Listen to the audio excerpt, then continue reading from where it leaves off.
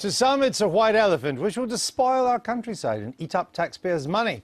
To others, it is the green alternative to air travel which will catapult our antiquated public transport system into the 21st century and provide it a much-needed economic boost.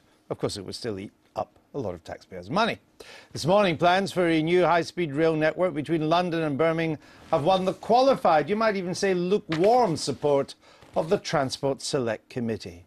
Pray tell us more, Jo. Yes, come on, all aboard, because the Transport Select Committee says that there is a good case for the line known as HS2, the £32 billion scheme, which will link London and the Midlands on a new network with speeds up to 250 miles per hour, with plans to extend it to the north. The group of MPs also said that it's obvious that the economic impacts of high-speed rail can vary and are not easily predicted, but that HS2 could be the catalyst for these benefits. They accepted that the proposed route is likely to have substantial impacts on those living along it, and that it's unfortunate it crosses the Chilterns, a Tory heartland and an area of outstanding natural beauty. There could be adverse consequences for local communities, and it's very necessary to consider those as well. And it's wrong to castigate as NIMBYs people who are simply expressing legitimate concerns about their local areas. Finally, the committee says the government should firmly commit to extending the high-speed link to both Leeds and Manchester before seeking parliamentary approval for the London to Birmingham route, and that a full assessment should be made for building north to south as a priority. Andrew. Thanks, Jo. Digby Jones, of course, is still with us. I'm joined by the Conservative MP, Andrea Leadsom. Her constituency of South Northamptonshire would be affected by the proposed route. Welcome to the Daily Politics. This is a pretty milk and water endorsement from these MPs. Yes, and I think rightly too, you see. Where I'm on this is that I think it's an excellent thing to have it built. I think it should be committed to Leeds and Manchester and indeed Glasgow, and then go to the country or go to parliamentary approval on the plan. And secondly, make sure that people understand the benefits about you'll cut out so many slots at airports, you'll stop all the air pollution, and you will grow economies on the route. Three big problems. It's not cost. Big three problems. Firstly, let no one in Birmingham think this will really boost the Birmingham economy. What it'll do, it'll make Birmingham the most northern suburb of London. So why would that be a good thing? I'm not. I'm saying that's one big problem. So why do you want to spend £32 billion to do that? Because you've got to get a more important and better infrastructure into the nation than we have. What, simply to make Birmingham a suburb? Why does that make any sense? No, because if you go on to Leeds and Manchester and you start to grow a high-speed railway network, you will take people off motorways, and you will take people off motorways, Andrea, and you'll take people off aircraft. It's not in the £32 billion. No, £32 billion only gets you to Birmingham. Quite. The second point, which is even more important, and I think this is where this lady and I might find common ground. I cannot understand why, if you have a pollution corridor already there called the M40 and the Chiltern line, why don't you build this? And yes, if someone says it costs more money to iron out the curves and put tunnels in and whatever, so be it, spend the money. Don't go and rape a load of virgin countryside to do this. All right, and let me bring in That Andrea. Is the important thing. It's not. All right, no, hold on. I don't want a monologue. We're getting this confused. I'd like to bring in our other guest. You're against it, whatever the route is. Well, I am, because... If it went via Wales, would you be in favour of it? No, I wouldn't be, because actually, when you look at what the Transport Select Committee is saying, they're concluding it's a good thing, but all of the points they're actually making suggest your conclusion should be it's a bad thing. You know, they've said the business case is spurious because it's based on time saving on a train. They've said there's no environmental case. They've said that the length of time it'll take to build the thing is completely a non-starter, 20 years.